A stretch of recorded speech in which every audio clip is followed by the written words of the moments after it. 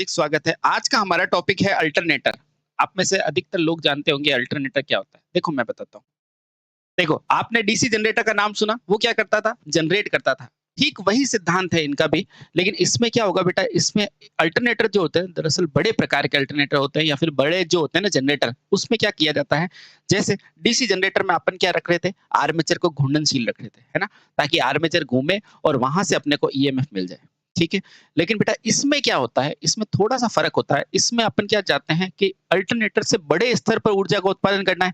तो जब बड़े स्तर पर ऊर्जा का उत्पादन करना है, तो बेटा अब अल्टरनेटर को घुमाना ज्यादा सही नहीं है, यानी कि आर्मेचर को घुमाना सही नहीं है। तो बेटा अब क्या करता हूं मैं, आर्मेचर की वाइंडिंग को कहां कर देता हूं, मेरा फील्ड पे कर देता हूं, है ना, यानी कि बाहर की तरफ स्टेटर पे कर देता हूं। ठीक है, तो लिखो सबसे पहले ये लो भैया। सबसे पहले तो थोड़ा सा समझते हैं ये अल्टरनेटर आखिर होता क्या है। ठीक है, देखो, अब जो ये मेरा अल्टरनेटर है, यानी कि जो अल्टरनेटर है, इसका मतलब क्या है, ये मुझे अल्टरनेट करके देगा। सबसे पहले बेटा इस शब्द का मतलब समझो, अल्टरनेट। अल्टरनेट यानी कि डीसी को वापस पलट के क्या दे देगा, एसी। अल्टरनेटर, है ना। हाँ, तो लिखना बेटा, अल्टरनेटर वास्तव में क्या होता है, में एक क्या होता है बेटा, एसी जनित्र होता है। अच्छा, एसी जनित्र का मतलब क्या है, जिस प्रकार बेटा डीसी क्या दे रहा था, मुझे डीसी सप्लाई दे रहा था वो, उसी तरह बेटा ये क्या देगा, एसी सप्लाई मुझे देगा। ठीक है, जनित्र होता है। ठीक है, अब यहां से बेटा ये शब्द आता है आपका जनित्र। तो इस जनित्र को समझो कि माना बेटा यहाँ कोई एक मशीन है ना, वो क्या कर रहा है, यदि मैं इसको घुमा रहा हूं, यदि मैं इसको कोई घुमा रहा हूं, यानी कि मैं यांत्रिक ऊर्जा दे रहा हूं, तो बदली में मुझे क्या देता है बेटा, बदले में ये मुझे क्या देगा, विद्युत ऊर्जा देगा, क्योंकि ऊर्जा ना तो उत्पन्न होती है ना नष्ट होती है ना, देगा, है ना। तो यानी कि वह मशीन जो कि बेटा क्या होती है, यांत्रिक ऊर्जा को विद्युत ऊर्जा में बदले, वो क्या कहलाएगा, अल्टरनेटर कहलाएगा। ठीक है, यानी कि ये क्या है बेटा, जनित्र कहलाएगा। अब पहला शब्द तो यही होता है बेटा, ये जनित्र जो होता है बेटा, इसके अंदर अगर उत्पन्न होने वाली ऊर्जा का प्रकार बेटा क्या होता है, एसी होता है ना, तो बेटा इसे ही क्या बोला जाता है, अल्टरनेटर। ठीक, बहुत बढ़िया। अब देखो बेटा, यहां से आप दो चीजें समझेंगे। अच्छा, ये यांत्रिक ऊर्जा को इसने विद्युत ऊर्जा में बदल दिया, ठीक है, और एसी प्रकार की बदला बेटा, इसको बोला आपने जनित्र, है ना। यानी कि जनित्र बेटा एक युक्ति है या मशीन, सबसे पहले ये क्वेश्चन। तो सुनना बेटा, यहां से दो क्वेश्चन आते हैं, क्या ये युक्ति है या ये मशीन है। तो ध्यान रखना बेटा, युक्ति वो होती है, जैसे डायोड क्या है बेटा, एक युक्ति है, ट्रांजिस्टर क्या है, एक युक्ति है, ट्रांसफार्मर क्या है, एक युक्ति है। और बेटा मशीन क्या होता है, जिसमें कोई ना कोई गतिशील हिस्सा होता है, ध्यान रखना। तो बेटा ध्यान रखना, युक्ति क्या होती है कि वह स्रोत जिसमें जिसमें कोई गतिशील यानी कि घूमने वाला भाग नहीं होता है, घूर्णीय भाग नहीं होता, गतिशील भाग नहीं होता, भाग नहीं होता। ठीक है, तो आप कहोगे सर अगर ये गतिशील भाग नहीं होता, मान लिया, तो क्या मशीन में गतिशील होता है, बिल्कुल होता है बेटा। तो लिखना, वह स्रोत जिसमें क्या होता है बेटा, जिसमें एक गतिशील हिस्सा भी होता है, एक गतिशील हिस्सा भी होता है, बहुत बढ़िया।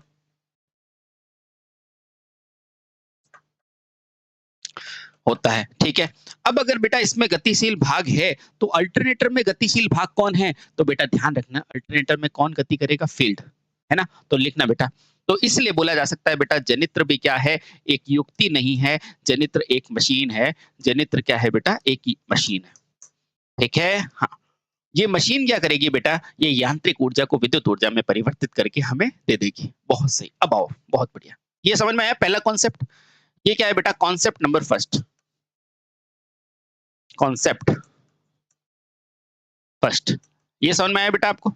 चलिए, अब बेटा दूसरे कंसेप्ट की तरफ पढ़ते हैं। कंसेप्ट नंबर दो। ठीक है, अब देखो बेटा, हुआ क्या, हुआ कुछ नहीं सर, ये एक मशीन है। अब फैराडे के नियम के अनुसार एक भाग और ये दूसरा भाग, इन दोनों में से एक भाग गति करेगा। ठीक है, अच्छा, बहुत बढ़िया।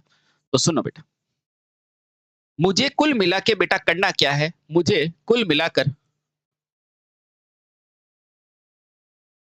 क्या करना है बेटा, ईएमएफ यानी कि विद्युत वाहक बल उत्पन्न करना है, विद्युत वाहक बल उत्पन्न करना है, उत्पन्न करना है। ठीक है, बहुत बढ़िया। अब देखो बेटा, ये कुल मिला के मुझे विद्युत वाहक बल उत्पन्न करना है। अब किस नियम से करना है तो ध्यान रखना, मुझे इस नियम से बेटा फैराडे के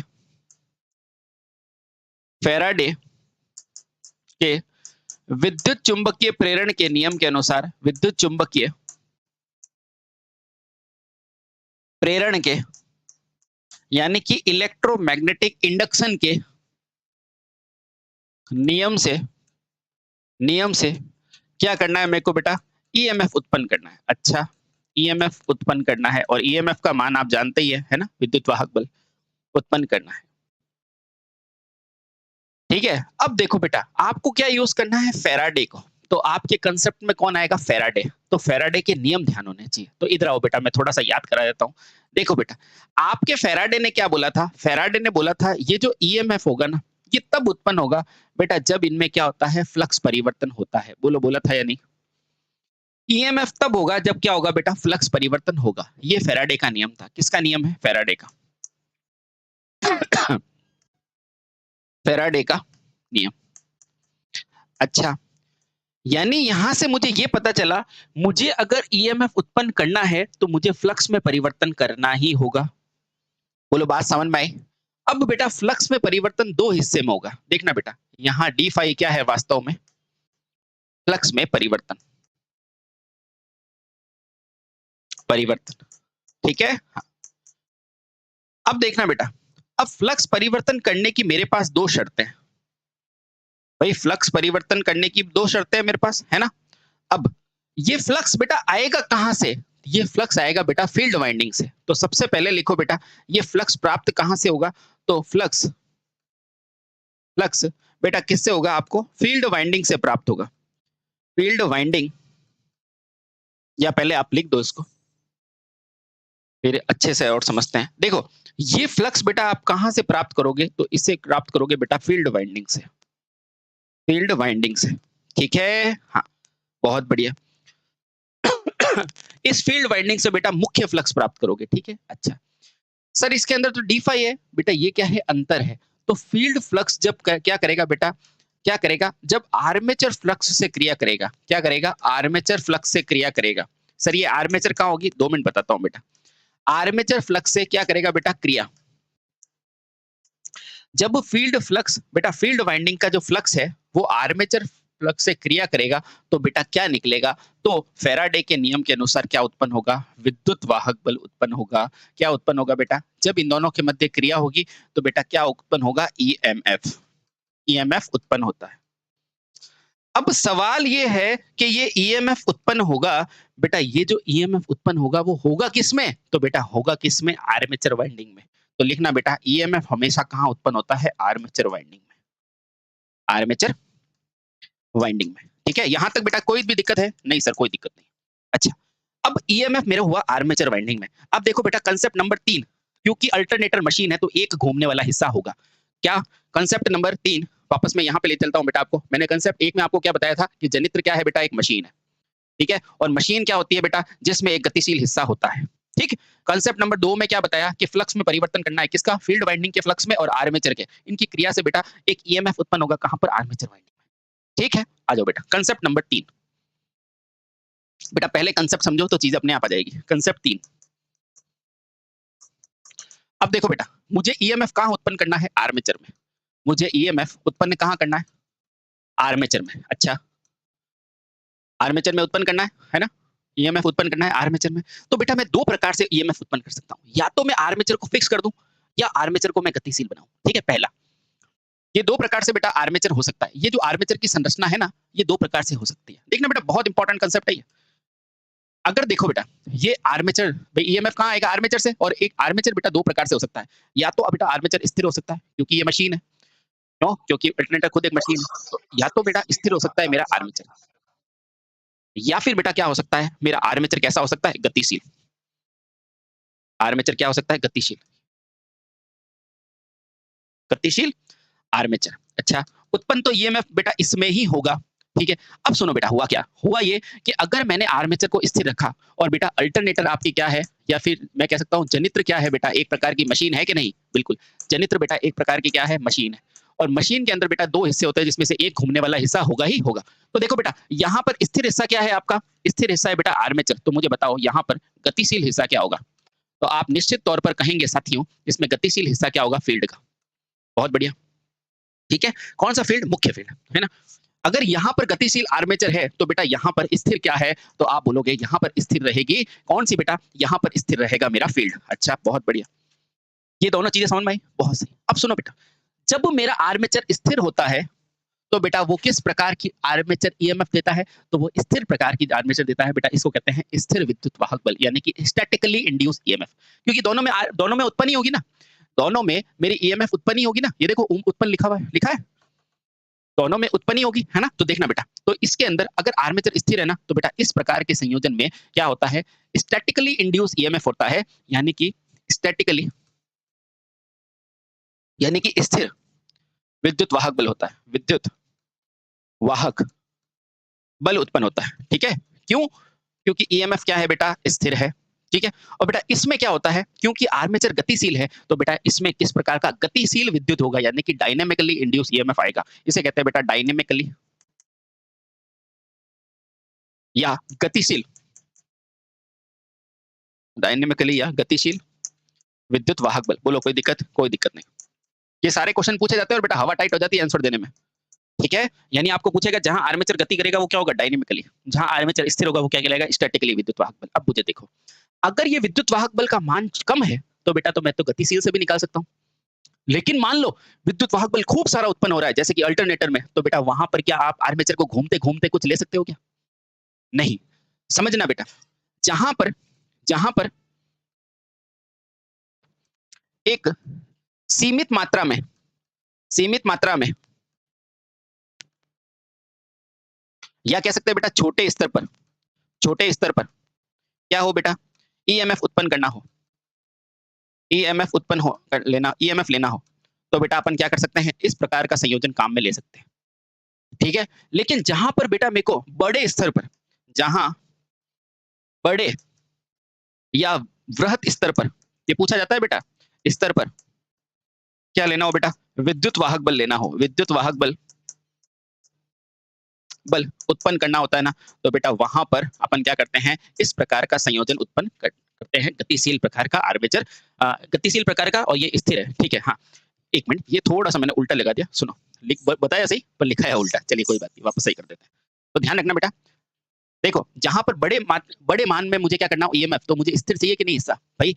यहाँ से मुझे ईएमएफ लेना है तो यहाँ पर ज्यादा मान का लेना है तो बेटा इसको स्थिर रखना पड़ेगा ना। हाँ, तो बेटा लिखना जहां पर बड़े पैमाने पर बड़े पैमाने पर क्या करनी हो? ईएमएफ की आवश्यकता हो, ईएमएफ उत्पन्न करनी हो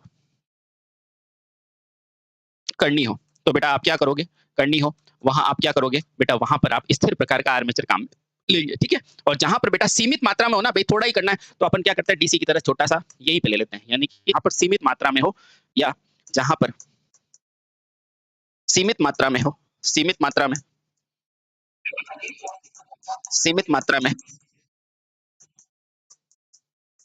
ईएमएफ लेना हो, यानी कि थोड़े मात्रा में ना, सीमित का मतलब थोड़ी मात्रा में ईएमएफ उत्पन्न करनी हो बेटा, वहां क्या करते हैं? उत्पन्न करनी हो वहां गतिशील प्रकार का काम में लेते हो। करनी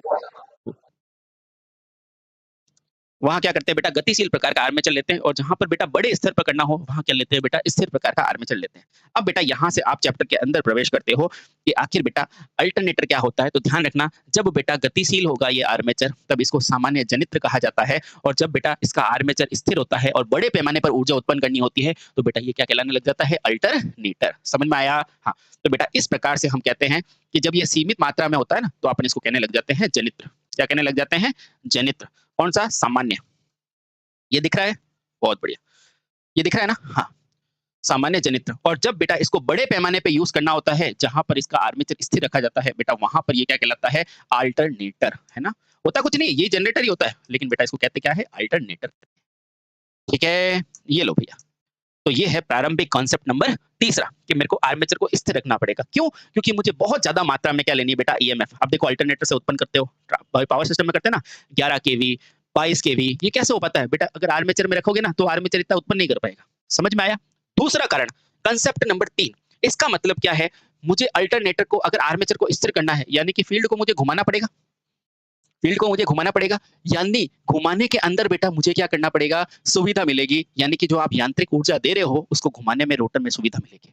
ठीक है? हाँ, अब देखो जो छोटे प्रकार का है उसमें मुझे घुमाने के लिए इतना नहीं देना पड़ता, प्रॉब्लम्स नहीं होती। तो ध्यान रखना, कंसेप्ट नंबर 4 क्या लिखोगे? कंसेप्ट नंबर 4 क्या लिखोगे?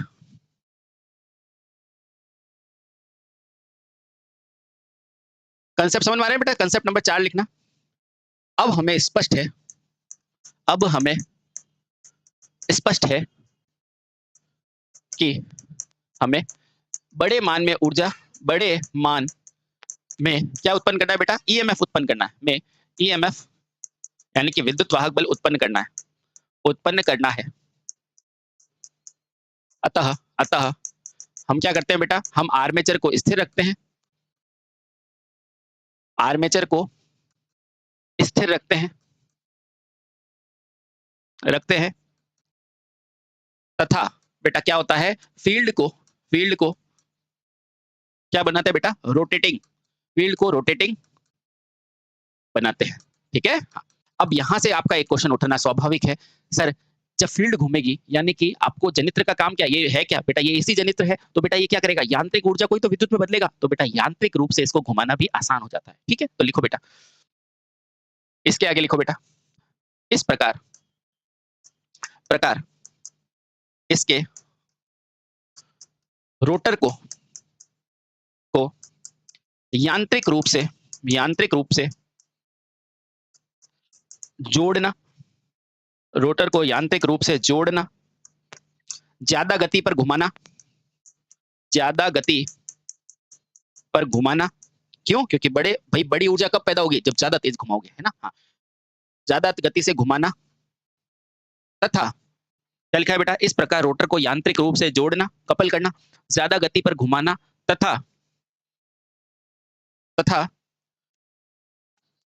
तथा स्थिर आर्मेचर होने के कारण, ये तो रोटर के लिए था, तथा स्थिर आर्मेचर होने के कारण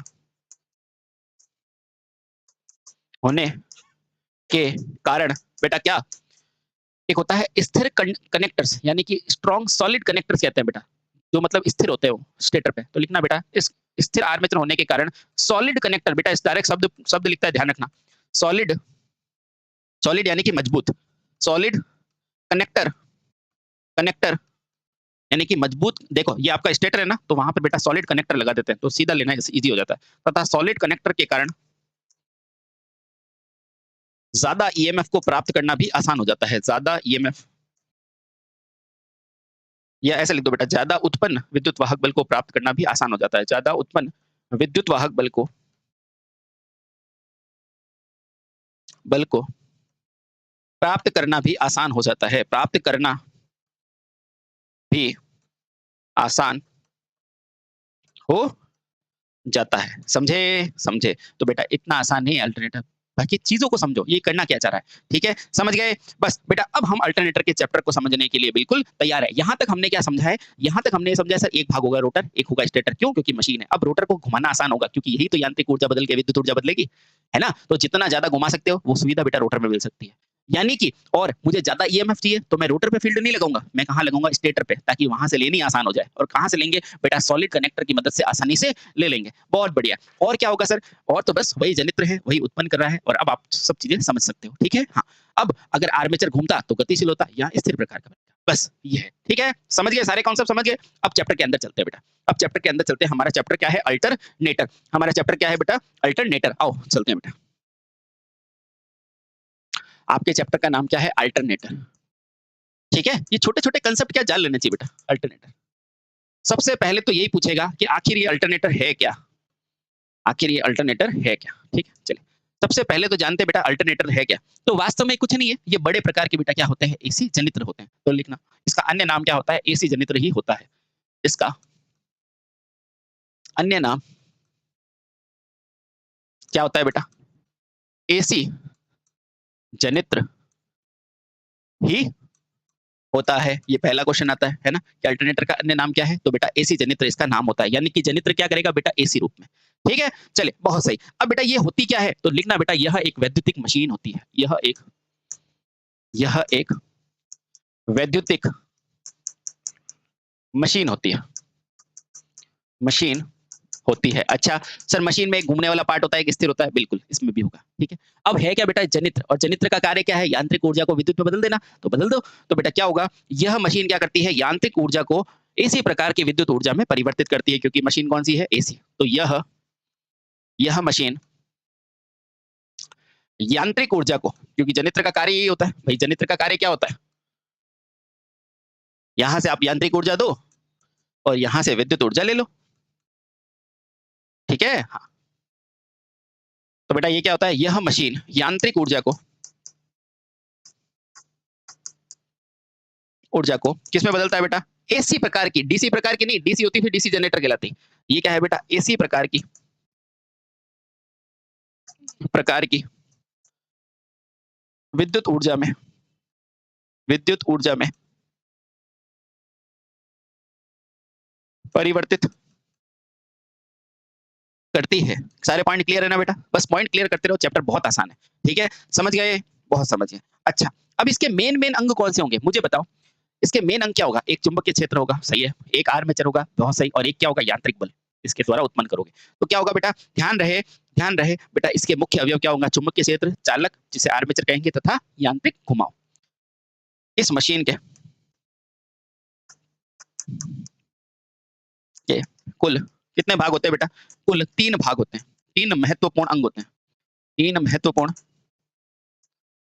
अंग होते हैं। बेटा पूछा जाएगा क्वेश्चन, ध्यान रखना, आपके आईटीआई से रिलेटेड सारे पॉइंट आ जाएंगे, डोंट वरी। पहला पॉइंट, पहला भाग कौन सा होता है, पहला भाग कौन सा होगा महत्वपूर्ण, तो आप बोलेंगे चुंबकीय क्षेत्र। भाई चुंबकीय क्षेत्र पैदा नहीं होगा तो फील्ड एक्साइट कैसे करोगे, तो लिखो बेटा चुंबकीय क्षेत्र है ना। इसके द्वारा क्या उत्पन्न होगा बेटा, इसके द्वारा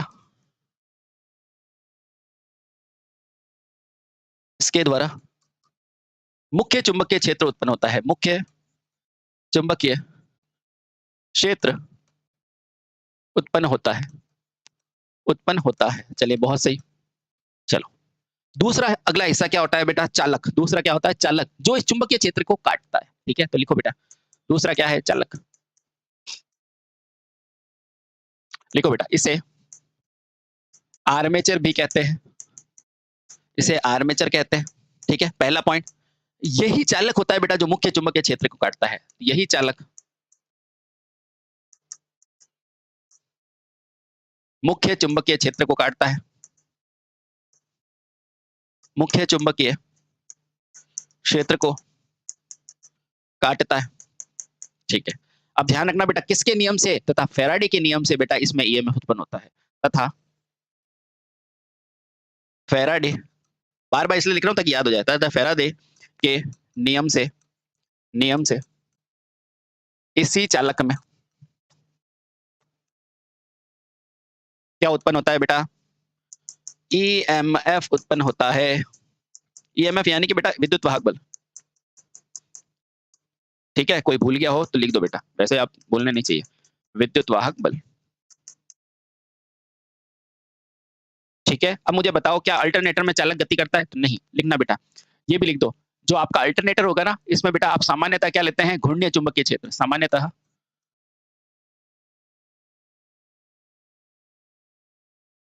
बेटा ये किस प्रकृति का होता है, ये घूर्णीय प्रकृति का होता है। ठीक है, तो बताओ चालक किस प्रकृति का होगा, तो बेटा लिखना यह स्थिर प्रकृति का होता है, स्थिर चालक होते हैं। स्थिर का मतलब क्या है बेटा, मशीन में ये गति नहीं करती, ये स्थिर होता है। ठीक है, बहुत बढ़िया। ठीक है, यानी कि इसे स्टेटर पर निरूपित किया जाता है, बहुत बढ़िया।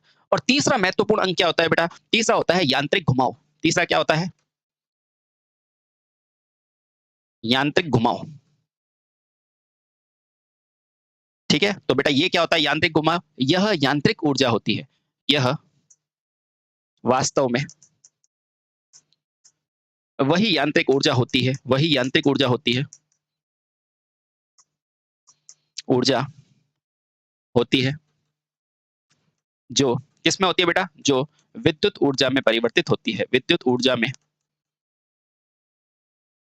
परिवर्तित होती है। समझे? समझे? ये वो यांत्रिक ऊर्जा होती है बेटा जो विद्युत ऊर्जा में परिवर्तित होती है, ठीक है? हाँ, जो आगे यांत्रिक विद्युत ऊर्जा में परिवर्तित होती है, ठीक है? समझ गए? बहुत सही। अब बेटा क्या करते हैं, इसके कार्य सिद्धांत के बारे में पढ़ते हैं। वैसे तो बेटा आप सब कुछ जान चुके हो, लेकिन अब इसको अलग से आपने पढ़ लिया, अब बेटा इसको पढ़ेंगे, इसका कार्य सिद्धांत क्या है, कि आखिर कैसे उत्पन्न किया इसने, ठीक है? आओ आराम से देखते हैं बेटा इसका कार्य सिद्धांत, ठीक है? इस कार्य सिद्धांत को जानने से पहले देखो बेटा इस तरह से इसका एक संरचना होती है ना? इस कार्य सिद्धांत को समझने से पहले संरचना समझो बेटा, इसकी संरचना। देखो बेटा, जैसे कि मैंने आपको बताया कि स्टेटर के ऊपर क्या लगते हो बेटा, आर्मेचर के चालक रखते हो, तो बेटा ये क्या है, आपके चालक है, ठीक है? बहुत बढ़िया बेटा, ये क्या है, आपका रोटर है। वैसे तो दो प्रकार के होते हैं, लेकिन अभी समझाने के लिए बेटा आपको सेलिएंट प्रकार का बनाया है, ठीक है? रोटर, ठीक है? कौन सा लिया मैंने, सेलिएंट प्रकार का। अब देखो बेटा, अब इसके ऊपर बेटा क्या होता है, आप इसको इसके ऊपर क्या करते हो, फील्ड वाइंडिंग स्थापित करते हो, है ना? और यहाँ से बेटा एक चुंबकीय क्षेत्र बनता है, और ये चुंबकीय क्षेत्र कैसा बनता है, घूर्णीय प्रकृति का बनता है ना? तो ध्यान रखना बेटा, ये चालक तो क्या होते हैं, स्थिर चालक, क्या होता है इसमें, स्थिर। और बेटा ये जो होता है ना चुंबकीय क्षेत्र, चुंबकीय क्षेत्र क्षेत्र, ये क्या होता है, ये होता है बेटा गतिशील प्रकार का, ठीक है? हाँ, अब देखना बेटा, यहाँ बीच के अंदर क्या लगी होती है बेटा, एक शाफ्ट लगी हुई होती है ना? और इस शाफ्ट को बेटा आप बाहर से क्या करते हो, घुमाते हो, ठीक है? इस शाफ्ट को बेटा आप घुमाते हो, है ना? हाँ, तो आपने ये क्या है, आपकी शाफ्ट, और यहाँ से आप क्या देते हो, यांत्रिक ऊर्जा, यानी कि यांत्रिक घुमाव। अब देखना, जैसे आप यांत्रिक घुमाव दोगे, इसको घुमाओगे, तो बेटा देखो फ्लक्स का परिवर्तन होगा, और फ्लक्स का परिवर्तन होगा तो इसमें एक फ्लक्स बनेगा, और ये फ्लक्स क्या करेगा बेटा, इस आर्मेचर के कंडक्टर्स को काटेगा। ये काटा इसने, ये काटा काटा, और काटने पर बेटा क्या होगा, इसके अंदर ईएमएफ उत्पन्न होगा, है ना? ईएमएफ उत्पन्न होगा, और बेटा जिसको बाहर से अपन ले लेंगे, ठीक है? अब ईएमएफ कहाँ से लेते हैं, तो पूछते हैं बेटा, इन कंडक्टर्स को कहते हैं सॉलिड कंडक्टर्स। क्या बोला जाता है इसे, सॉलिड कॉन्टैक्टर, ठीक है? सॉलिड कॉन्टैक्टर के द्वारा बेटा क्या करते हैं, थ्री फेज सप्लाई को बाहर ले लेते हैं। बस सेम चीज है, डीसी में मैंने आपको बताया था कि यहाँ से अपन सप्लाई दे रहे थे, और अंदर क्या थे बेटा, आर्मेचर के चालक वो काट रहे थे, और आर्मेचर में ईएमएफ आ रहा था। यहाँ पर भी आर्मेचर में आएगा, लेकिन वहां पर फील्ड स्थिर था, और यहाँ पर फील्ड घूमने वाला है, बस देख लो, ठीक? ये है इसका सिद्धांत, कुछ नहीं है बेटा, बहुत आसान है। देखो जब इसको घुमाओगे तो फील्ड भी घूमेगा, है ना? और इसको हमेशा डीसी देते हैं, क्यों? ताकि इसकी पोलैरिटी चेंज ना हो।